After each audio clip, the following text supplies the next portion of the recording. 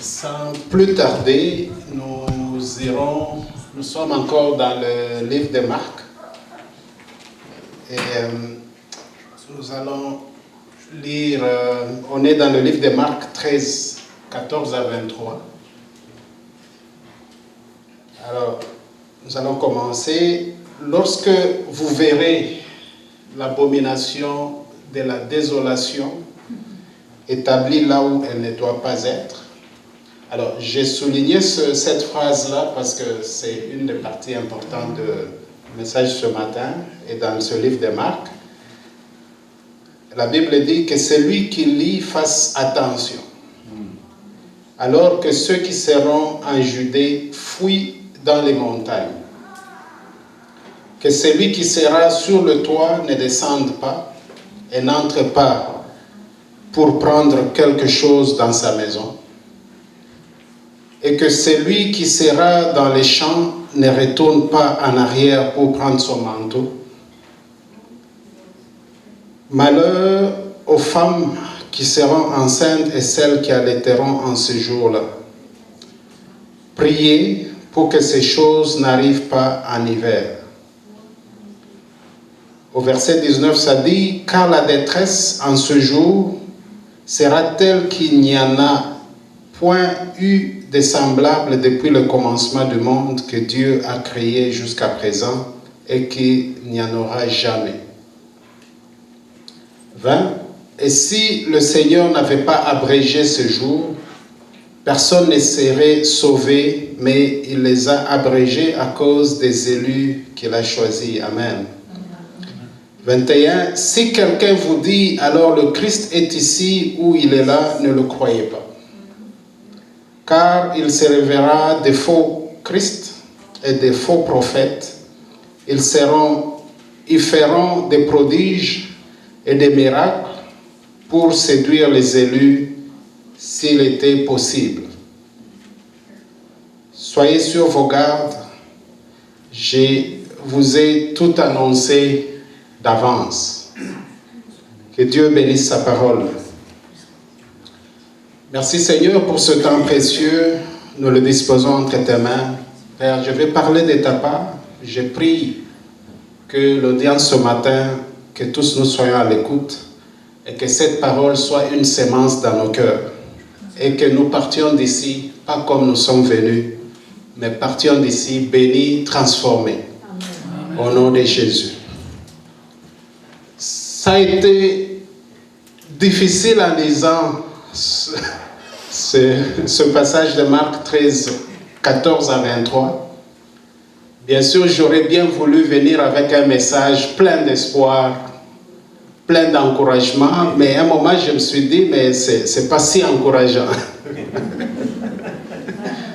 Et Pasteur Luc m'avait demandé de prêcher sur ça, et je me suis dit, bon voilà, c'est une tâche qui m'est donnée, mais on va y aller.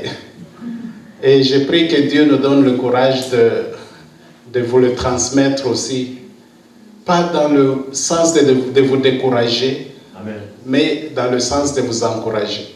Amen. Donc on va tirer le positif de ce message. Alors, le titre vous dit tout, là. Donc, ça sera difficile avant que la situation ne s'améliore. Donc, ne vous arrêtez pas à la partie difficile. Il y a le bon qui vient par la suite. Amen. Alors, pour l'introduction, je vais vous dire, quelle que soit la gravité de la situation, notre Dieu nous donne toujours des portes de sortie. On ne vit pas dans un cul-de-sac ou dans un lieu sans issue. Dieu est un Dieu d'ouverture. Il nous donnera toujours une porte de sortie dans toute situation. Et pour vous dire que dans la vie, il y a toujours un avant et un après. Ça, c'est un message d'espoir. Amen. Alors, dans ce verset que nous venons de lire, Jésus annonce aux disciples une période de détresse sans précédent. Parce que la Bible nous dit qu'il y aura une période très difficile qui n'en ait jamais eu avant. Si vous avez pensé que le temps de Noé, c'était difficile, mais avec ce message, on dirait que ça serait plus dur que ce qui s'est passé en ce temps-là. Si vous regardez à Sodome et Gomorrhe, vous vous dites, ça c'était terrible, mais ce message veut nous dire qu'il y en aura encore plus dur que cela. Mais Jésus nous donne un avertissement prophétique, parce qu'ici, on n'est pas dans le temps vraiment présent, mais la parole nous projette dans des choses à venir. Et il nous délivre un avertissement pour les choses à venir. Quoi faire? Quelles sont les précautions que nous devrions prendre? Et une chose importante ici, Jésus nous dit de fuir immédiatement pour sauver les vies. Et il y a cette dimension-là des choses matérielles, parce qu'on aura toujours tendance à reculer, à regarder en arrière, à sauver nos meubles, à sauver les propriétés que nous avons. Mais ici, Jésus nous dit, vous n'avez même pas une minute à perdre. Oubliez tous vos biens, mais regardez vers l'avant. En faisant quoi? En fuyant. Alors, on va aller tout droit directement dans l'étude de ces versets. Au verset 14, la Bible nous parle de l'abomination de la désolation. Bien sûr, j'ai essayé de comprendre c'était quoi, mais avant tout, il faut se dire l'abomination désigne une chose, un acte, et on le verra plus loin que ça peut être aussi un homme ou une personne, ou un acte de blasphème, sacrilège, un acte d'idolâtrie, ou les actes de l'Antichrist. Ça fait référence à une profanation extrême du lieu saint. Et on le verra par la suite, Daniel, dans le livre de Daniel 11, 31, je pense que Jésus, en parlant, faisait aussi référence à cela. Daniel 11, 31 nous dit, « Des armes se lèveront de son côté, elles profaneront le sanctuaire de la force. Elles feront disparaître le sacrifice perpétuel et elles installeront l'abomination de la désolation. » On va le comprendre par la suite. Donc, l'abomination, en fait, c'est un acte qui amène un acte de blasphème, de sacrilège, d'idolâtrie, où on prend la place de Dieu, on le donne à un idole ou à quelque chose qui n'est pas de Dieu. Juste pour vous dire, notre Dieu, c'est un Dieu jaloux. Ça peut vous choquer que je vous dise cette phrase-là, mais ça ne vient pas de moi, ça vient de Dieu lui-même. C'est un Dieu jaloux. C'est un Dieu qui n'aime pas partager sa gloire avec quelqu'un d'autre. Pas un homme, pas un autre Dieu. Sa gloire lui appartient à lui et à lui seul. Et on est là pour lui rendre cette gloire. Exode 34, 14 nous dit, « Tu ne te prosterneras point devant un autre Dieu, car l'Éternel porte le nom d'un Dieu jaloux. Il est un Dieu jaloux. » Ne soyez pas choqués par ça. J'espère que personne n'est choqué quand on dit Dieu est jaloux. Effectivement, c'est ça. Il ne peut pas partager sa gloire avec quelqu'un d'autre. Et il est là, à lui seul revient la gloire. Et nous ne pouvons pas, dans notre marche chrétienne, vouloir partager la gloire de Dieu avec un autre Dieu ou l'idole ou autre chose. Alors, la désolation, parce que la Bible nous parle de l'abomination de la désolation. Et la désolation, c'est quoi? Ça désigne un état de vide absolu, une dévastation extrême, un état émotionnel profond de tristesse, d'un vide, de chagrin. C'est-à-dire, quand vous prenez abomination de la désolation, vous comprenez exactement le temps dans lequel les choses vont se passer. C'est-à-dire qu'il y aura l'abomination, mais ça va créer une situation de détresse importante dans la vie et des croyants et des non-croyants. Alors, c'est quoi les cas d'exemple de l'abomination. Je sais que quand Daniel a écrit dans son livre parlant de l'abomination, lui faisait beaucoup plus allusion à l'Antichrist, à ce qui va se passer dans le sanctuaire de la force, dans la maison de Dieu, où l'Antichrist va établir l'idole et va amener les gens à l'adorer lui au lieu d'adorer Dieu. Et il y en a qui pensent que l'acte d'abomination, ce serait la destruction du temple ou même de Jérusalem dans son entièreté. Et il y en a qui pensent que l'abomination, c'est aussi les actes de souillure de la chair. Parce que cette parole, comme on a lu, Marc nous dit que ceux qui liront ça prennent garde. Pourquoi? Parce qu'il nous projette au temps futur. Donc cela nous concerne aussi. Et aujourd'hui, ce n'est pas seulement la destruction du temple, mais aussi ce seront plus les actes d'abomination que nous pourrons commettre en tant qu'humains aujourd'hui. Quels peuvent être ces actes-là d'abomination? J'aurais pu poser la question à l'Assemblée pour dire, c'est quoi que vous pensez dans votre sens serait un acte d'abomination? Mais je ne sais pas si on peut faire cet exercice. Pasteur, vous permettez? C'est quoi qui pourrait être un acte d'abomination aujourd'hui dans notre société? Tout ce qui ne vient pas de Dieu. Amen. Merci. Quelqu'un d'autre? Moi, je pense que nous sommes le temple de Dieu. Amen. Et puis, on peut le détruire de différentes façons, soit dans la luxure, la pornographie, tout ça. On détruit notre temple à travers toutes sortes de gestes indignes de Dieu. Amen. Merci beaucoup, sœur Claudette. Merci beaucoup, frère. Alors, si vous vous souvenez, on avait prêché la dernière fois, j'avais partagé la parole pour dire le temps de ce temple ancien est passé. Dieu a fait de nous des temples. On a le Saint-Esprit en nous. On est des temples vivants de Dieu. Alors, si les actes de souillure qui se sont passés du temps de ce temple-là, où on parle même d'un endroit où ils ont fait le sacrifice d'un porc dans le temple, ce qui avait déshonoré Dieu. Aujourd'hui, si nous nous comportons aussi de la plus mauvaise manière, ne prenons pas le bon soin de ce temple que nous sommes, ça serait aussi un acte d'abomination.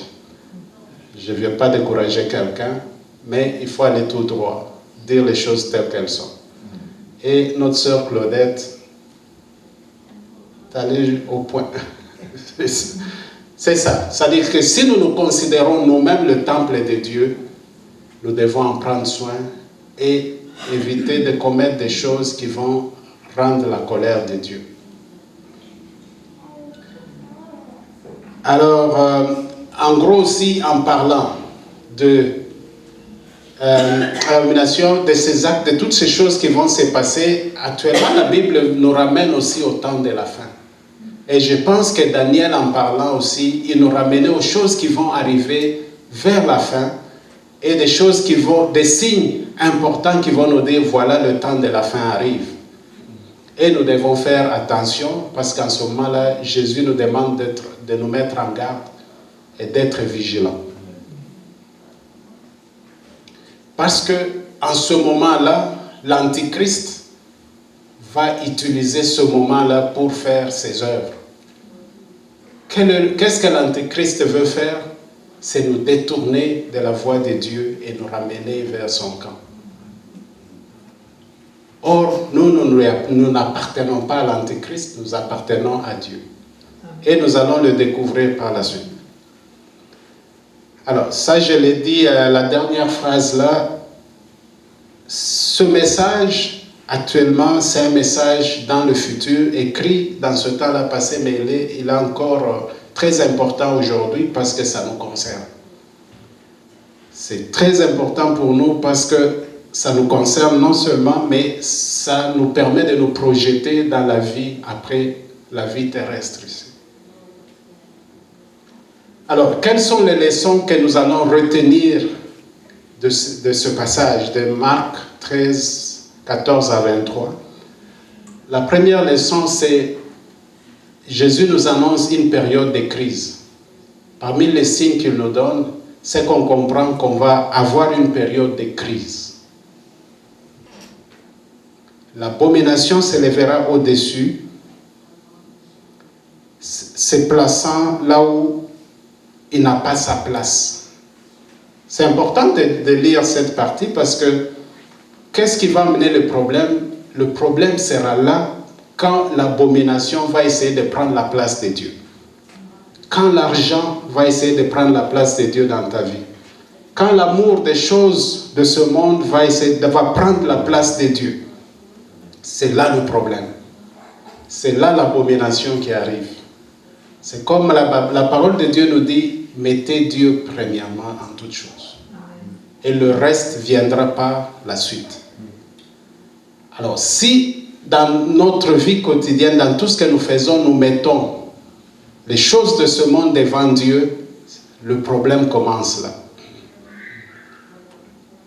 Et avec Dieu ou dans ce monde, rien ne reste sans conséquence.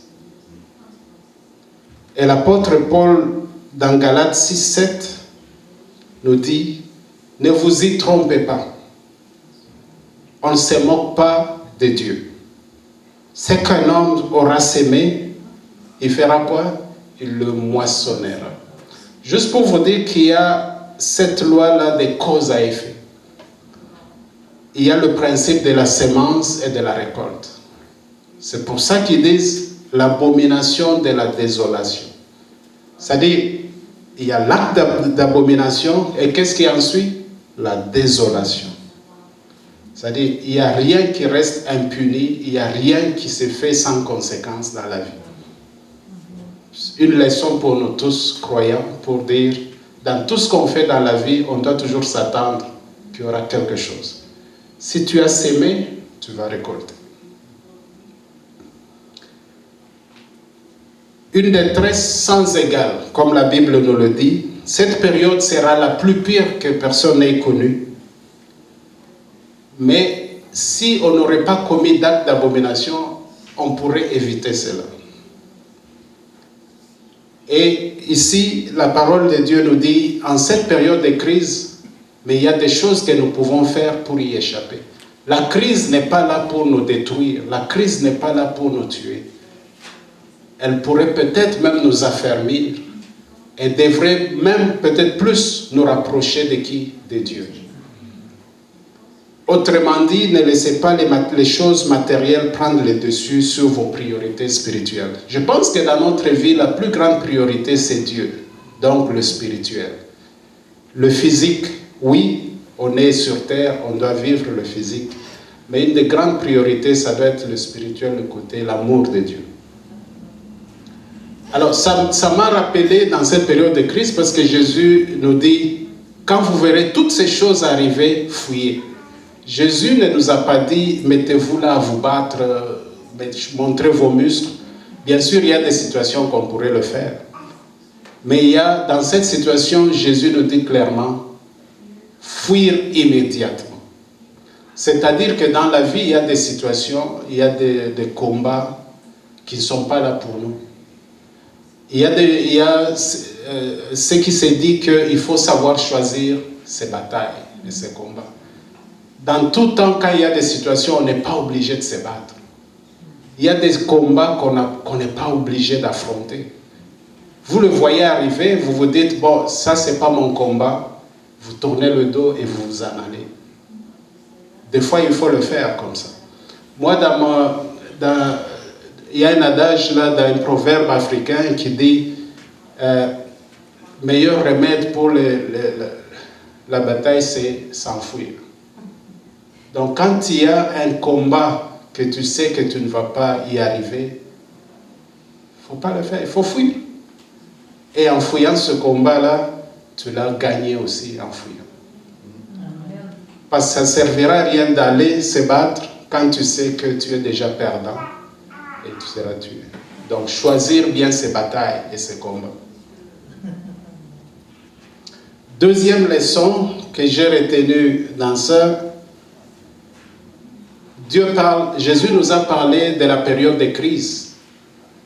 Mais Dieu, dans cette crise-là, il te connaît. Dieu voit, il connaît et il a un grand souci pour toi, comme pour moi aussi. Et c'est là, moi je l'ai vu dans ces paroles et ces images frappantes que Jésus a données pour illustrer cette période de crise.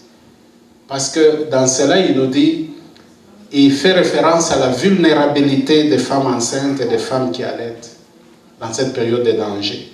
Il parle de quelqu'un qui est sur le toit, qui ne doit pas descendre pour qu'il s'enfuit aussi. Il parle de celui qui sera dans le champ et disant ne retourne pas en arrière. Donc, toutes ces situations, pour moi, ça montre que Jésus nous connaît. On peut se retrouver dans ces situations difficiles. Souvent, quand on est dans ces situations, on sent la solitude, on se sent seul. On pense que Dieu nous a abandonnés. Mais Dieu est là, il connaît ce qui se passe et il ne nous abandonnera pas. Il le voit et il y aura toujours des portes de sortie comme Dieu l'a dit. Il y aura toujours une solution. Et la troisième leçon, parce que quand on lisait le verset dans ce livre de Marc, il y a une chose que moi j'ai trouvée très importante. Jésus dit priez. Priez. Parce que dans cette situation de crise, souvent ce qui nous arrive, on veut abandonner. Je pense que c'est la solution qui nous vient là. Même si Jésus nous dit de fuir, mais il nous dit priez. C'est-à-dire, on va prendre la fuite dans cette situation-là, mais on doit faire quoi? On doit prier. Parce que la prière est très importante. Dans n'importe quelle situation, la prière est importante. Et Jésus nous dit, priez pour que cela n'arrive pas en hiver. On peut le regarder littéralement, là, parce que quand la Bible nous dit, priez pour que ça n'arrive pas en hiver, je pense qu'on veut faire référence à une situation difficile. Parce que l'hiver, bien sûr, j'ai trouvé que les gens aiment beaucoup l'hiver aussi. Il y a beaucoup de choses qu'on peut faire en hiver, beaucoup d'activités. Mais si on devrait s'échapper pendant l'hiver, ça serait difficile. Si tu devrais courir sur cette route, ça serait facile en ce moment qu'en hiver, avec la neige épaisse comme ça devient difficile. Donc, je pense que la parole de Dieu ici veut nous référer juste à une situation en parlant de l'hiver. Pas nous dire littéralement l'hiver, mais pour nous dire que cela ne vous arrive pas pendant une situation, la période la plus difficile de votre vie. Parce que quand vous avez déjà des choses difficiles et que vous devez affronter encore des situations plus compliquées, je ne sais pas comment vous allez vous y prendre. Donc ça devient encore plus compliqué. Mais Dieu nous demande de faire quoi? De prier. Prier pour que quand ça va arriver, qu'on ne soit pas pendant l'hiver de notre vie. C'est juste pour dire que des fois dans la vie, on a le temps de l'été de notre vie, le beau temps, mais on a aussi des temps difficiles, qui fait référence un peu ici à l'hiver de notre vie. Où il y a des gens qui disent la traversée du désert, tout comme vous êtes dans le beau temps de votre vie aussi. Alors, moi, ce que j'ai trouvé important ici pour la prière, je me suis dit, effectivement, ce n'est pas un mot au hasard. Parce que quand on prie, on peut changer les événements, on peut changer les choses dans notre vie. Et j'ai fait référence aux exemples. C'est-à-dire qu'on trouverait ça un peu bizarre. Comment prier pour que ça n'arrive pas en hiver? C'est parce que Dieu peut même changer l'hiver. Il peut retarder l'hiver. Il peut assécher la neige pendant cet hiver-là. On voit l'exemple du prophète Élie. Le prophète Élie a prié pour qu'il n'y ait pas la pluie pendant 3 ans et demi. Et cela est arrivé. Je ne sais pas si on aura encore des prophètes comme ça de nos jours. Josué a prié Dieu pour que le soleil arrête, pour qu'il arrive à accomplir les objectifs. Si le réchauffement climatique peut changer de climat, ta prière une prière sincère peut aussi changer le cours des événements. Dites-moi un bon amen. Là. Amen. Je pensais que vous allez dire amen. Parce que une bonne prière, vous faites votre prière, vous pouvez changer des choses dans votre vie aussi. Amen. Et ce n'est pas un hasard. Vous pouvez changer et arrêter des événements dans votre vie à cause de la prière. C'est pour ça que Dieu nous dit, priez pour que ça n'arrive pas en hiver. Vous pouvez aussi prier pour que les choses qui étaient destinées à arriver n'arrivent pas. Et vous êtes capable. Et je suis capable, je le sais. Là où il y a un homme ou une femme de prière, il y a un Dieu pour répondre à ces prières. Amen. Toute prière que vous faites, ne pensez pas qu'elle est une prière perdue. Dieu, c'est un Dieu qui répond aux prières. Tant que vous avez prié, votre prière est là. Dieu va la écouter. Même si vous avez l'impression que Dieu ne l'a pas fait, Dieu l'a entendu et il répondra à cette prière-là au moment venu, au moment opportun.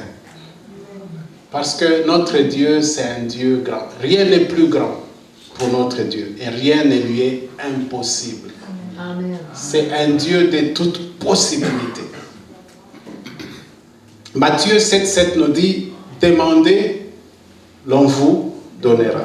Cherchez et vous trouverez, frappez et l'on vous ouvrira. C'est-à-dire avec Dieu, chaque effort que vous faites, chaque pas que vous prenez, il y a toujours une ouverture que Dieu va donner par la suite. On va aller à la 4e leçon. Bien sûr, dans ce verset, on nous a annoncé la crise, la période de détresse importante. Mais il y a quoi? Il y a la grâce de Dieu. Il y a la grâce de Dieu dans la tribulation. Il y a la grâce de Dieu dans la période de souffrance. Il y a la grâce de Dieu dans les moments difficiles. La grâce de Dieu est là. Parce que la Bible nous dit au verset 20 de Marc 13, « Ces jours seront abrégés grâce à l'intervention divine. » C'est pour ça qu'au début, je vous ai dit, Dieu voit la situation. Dieu voit tout ce qui se passe. Et il ne va pas vous laisser être pris dans cette situation jusqu'à la destruction. S'il faut abréger ce temps, Dieu le fera. S'il faut changer la situation pour votre survie, Dieu va le faire. Aujourd'hui, on vit dans une situation où il y a effectivement ces tribulations partout. Il y a la guerre partout. Il y a la désolation partout. Il y a des maladies qu'on n'attendait même pas dans la vie. Il n'y a pas longtemps, on a parlé du virus de Covid qui a emporté beaucoup de monde à ses débuts. 2020, 2021, il y a des familles qui ont été décimées par cette maladie. Par la suite, on parle d'Ebola, on parle d'autres maladies. On parle même beaucoup de guerres. Il y a même un des présidents ici en Amérique qui a dit qu'il était prêt à décimer toute une civilisation. Ça, c'était ses mots. Il a dit, je vais décimer toute une civilisation en utilisant une arme nucléaire. Les États ont des armes nucléaires tournées les uns vers les autres, avec des menaces. Poutine l'a dit qu'il pouvait exterminer l'Europe en quelques secondes avec son arme nucléaire. Donc on vit toutes ces situations-là, des menaces, mais il y a la grâce de Dieu. Par la grâce de Dieu, je crois que toutes ces choses-là n'arriveront pas. Et même si elles arrivaient, Dieu va épargner ses élus, ses enfants. Et j'ai appris que par la grâce de Dieu, Dieu a le dernier mot. Tant que Dieu n'a pas dit que c'est fini, c'est pas encore fini. Quoi que soit la situation que tu traverses, si Dieu n'a pas dit que c'est fini, il y a encore de l'espoir. Et ces jours de difficultés, de détresse, Dieu va les abréger. Parce que c'est sa promesse. Et Dieu nous a dit, tant qu'il a promis, sa promesse, elle s'accomplira certainement. N'importe la durée du temps, Dieu, c'est un Dieu fidèle à ses paroles. David nous dit dans Psaume 35, « Car la colère de Dieu dure quoi? Un instant. Mais sa grâce, toute la vie. Les pleurs peuvent durer la nuit, mais la joie vient au matin. C'est de l'espoir. Moi, quand j'ai lu ça, je préparais le message, mais quand je suis arrivé à ce niveau, j'ai ressenti une lueur d'espoir, j'ai ressenti beaucoup d'espoir en moi. Parce qu'on a un Dieu qui nous dit, ça ne va pas durer à jamais. Et ces choses-là vont arriver parce qu'elles doivent arriver. Mais on a la porte de sortie, on a la grâce de Dieu. 5e leçon, Dieu n'abandonne pas et il n'abandonnera jamais ses élus, ses enfants. C'est pour ça que la parole nous dit, quand on a lu, il va abréger ses jours pour qui? Pour ses élus. Est-ce que tu es un élu de Dieu? Que celui qui se dit qu'il est un élu de Dieu, qui lève sa main. Ah, je pensais que tout est douté là. On est des élus de Dieu. Et Dieu dit qu'il ne va pas nous abandonner. Dieu va faire ces choses pour notre survie, pour nous secourir. Par l'amour de Dieu pour ses élus, Dieu abrège ce jour. Il dit qu'il le fera pour ses élus, il le fera aussi pour toi parce que tu es son élu. Tu es un choisi de Dieu, tu as été choisi par Dieu. Alors, l'expression élu de Dieu désigne le groupe de personnes que Dieu a choisi ou que Dieu a prédestiné au salut avant même la création du monde. Parce que tel que nous sommes là, Dieu nous a connus même avant la création de ce monde. On n'est pas ici au hasard. Dieu nous connaît tous. Et Éphésiens 1,4 dit, en lui, il nous a choisis avant la fondation du monde pour que nous soyons saints, irréprochables devant lui dans l'amour. Dieu nous a choisis et il nous aime. Et de cet amour de Dieu, rien ne peut nous séparer de l'amour de Dieu. Vous voyez, on parle des événements de détresse, des crises importantes, des choses qui vont arriver que l'humanité n'ait jamais connues. Mais n'oubliez pas une chose, rien ne peut nous séparer de l'amour de Dieu. Alors, ne nous laissons pas séparer de Dieu parce que nous vivons des événements difficiles dans notre vie, des choses que nous n'avons pas voulu. C'est des choses qui doivent arriver. Mais l'amour de Dieu doit être au premier plan. Rien ne doit nous séparer de l'amour de Dieu. Quoi qu'il en soit, même le plus dur moment de notre vie ne doit jamais nous séparer de l'amour de Dieu. Car au-delà même de la mort physique, il y a la vie éternelle auprès de Dieu. N'oubliez pas qu'on est des passagers sur terre, on est comme des pèlerins. Mais notre destination, c'est auprès de Dieu. Alors, dans toutes ces choses, la 6e leçon que j'ai retenue, c'est que le verset nous parle d'un temps où Jésus nous dit qu'il y aura des faux prophètes. Il y aura des faux Christ. Et tout ça, ça rentre dans la stratégie du diable. Quand le diable amène les choses difficiles, il passe à la prochaine étape dans sa stratégie. Dans la stratégie de l'ennemi, c'est quoi? Je passe la période difficile. Si la personne ne cède pas, si vous ne cédez pas, le diable fait quoi? Il amène la ruse. Il amène la tromperie. Et si vous vous rappelez, dans le livre de Genèse, le serpent, qu'est-ce qu'il a fait? Il a utilisé la parole. Il a essayé de séduire Ève. Et il a utilisé la parole d'Ève pour aussi faire quoi? Séduire Adam. La parole, la séduction. C'est ça l'arme du diable. Il amène d'abord les situations difficiles. Si ça ne marche pas, la prochaine étape, c'est la parole. Aller séduire, amener des tromperies. Et se faire passer pour Christ alors qu'il ne l'est pas.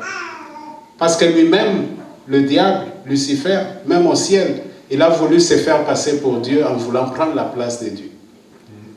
Donc c'est ça sa ruse. il veut faire, quand il trouve que sa première partie n'a pas marché, la deuxième partie c'est venir et tromper. Et il connaît nos besoins. En temps de difficulté, il y a des choses que tous nous voulons. Nous voulons que les choses aillent mieux pour nous.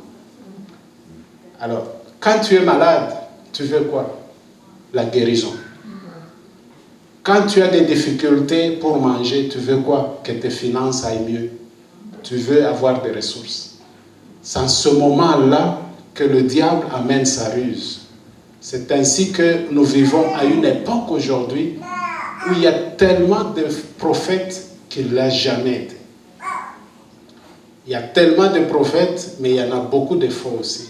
Pourquoi? Parce qu'on est rendu à une étape de la vie où les gens sont tellement tournés vers le matériel, vers les besoins, que le diable amène des armes, des gens qui se font passer pour Christ, des gens qui se font passer pour des faux prophètes. Pourquoi? Pour nous égarer. Parce qu'ils vont venir, ils vont vous dire, c'est moi, le Christ, c'est moi qui te donne ça. Ils vont nous amener des miracles et des prodiges, mais qui ne sont pas de Dieu. C'est pour ça que Dieu nous parle de la vigilance. Quand vous voyez au verset 23, la Bible dit, soyez vigilants. Je vous annonce cela d'avance. Parce que Dieu veut effectivement que nous soyons vigilants. Parce qu'il y aura ces faux prophètes, des gens qui vont se faire passer pour Christ, des gens qui vont utiliser la faiblesse, la vulnérabilité des gens qui sont en crise pour les avoir et les égarer de la voie de Dieu. C'est ça la ruse du diable. Mais Jésus nous met en garde. Il nous demande de prendre garde, d'être vigilant. Il nous demande d'avoir un esprit de discernement. Mais surtout, de continuer de faire quoi? Confiance à Dieu et de lui rester fidèle. Parce que c'est ce côté-là que le diable veut combattre. Il veut qu'on puisse haïr Dieu. C'est pour ça que quand je lisais ce message, avant de l'apporter, je me disais, je ne sais pas si je vais décourager quelqu'un ce matin. Mais ce n'est pas l'objectif de mon message ce matin. C'est plus pour nous demander de rester fidèles à Dieu et de croire à Dieu. On a un Dieu fidèle. Ces choses vont arriver parce qu'elles doivent arriver. Amen. Mais restons fidèles à Dieu. Gardons notre foi ferme. On a un Dieu qui nous aime. La grâce de Dieu est là. Et la Bible dit, grâce à l'intervention divine de Dieu, il va changer la situation. Si tu es en train de vivre l'hiver de ta vie, ça ne va pas s'arrêter là. Dieu, par sa grâce, il va te donner une porte de sortie. J'aimerais alors demander à quelqu'un ce matin, je ne sais pas, c'est quoi ta situation? Je ne sais pas si tu vis une crise en ce moment. Mais juste, je vais te rappeler, Dieu est fidèle. Amen. Dieu t'aime. Il te connaît. Il voit ta situation. Il voit ce qui se passe dans ta vie. Tu n'es pas seul dans ce combat-là. Dieu est là. Il ne t'a pas oublié. Et sa main étendue vers toi. Continue d'être fidèle, d'avoir la foi. L'amour de Dieu ne trompe pas. Ce n'est pas comme l'amour des humains. Mais Dieu nous aime d'un amour profond. Un amour qui est incorruptible. Les choses sont difficiles. Et la porte de sortie est là avec Dieu. Amen. Amen. Amen.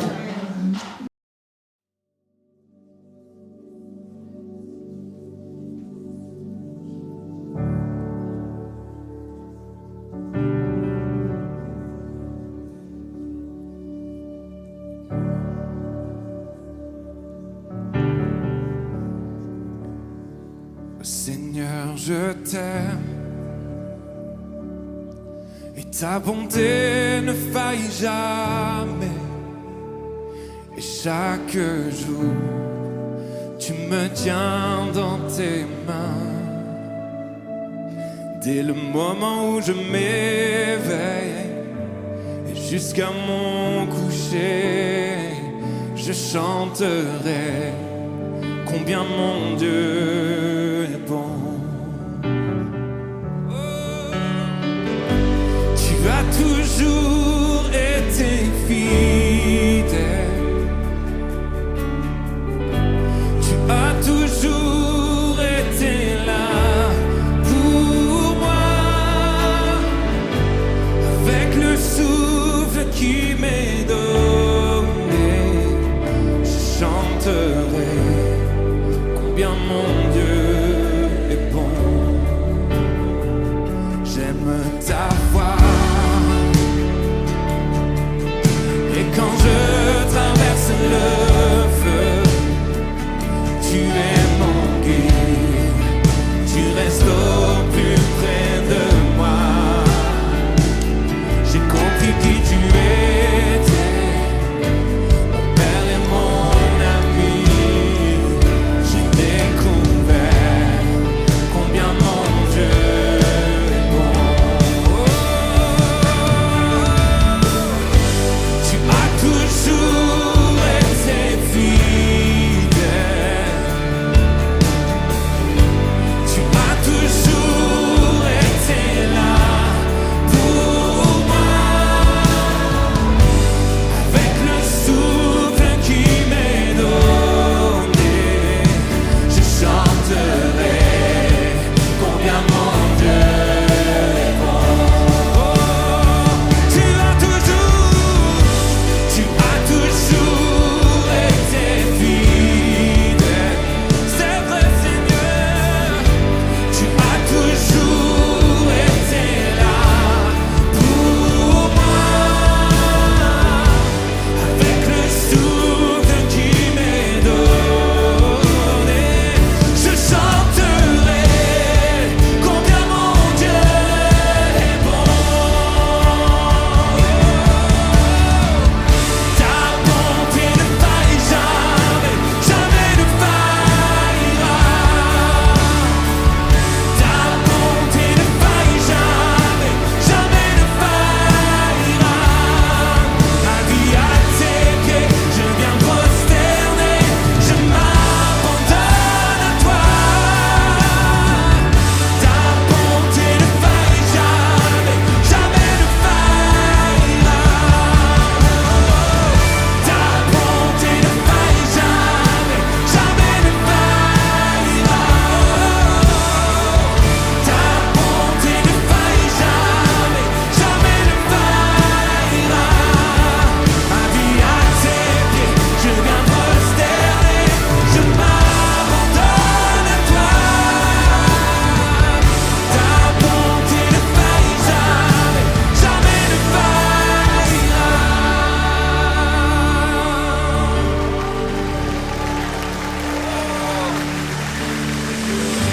Tu as toujours été fidèle. Laissez-moi entendre la voix d'église.